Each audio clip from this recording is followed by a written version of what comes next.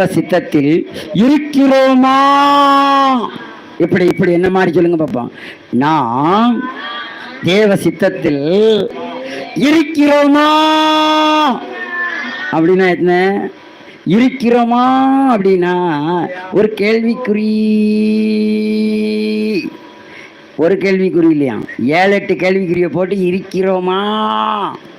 அப்போ நீங்க சொல்லுங்க, தலையில கையை வச்சு, நான், நாங்கள், நாம் தேவ சித்தத்துல தான் இருக்கோம்.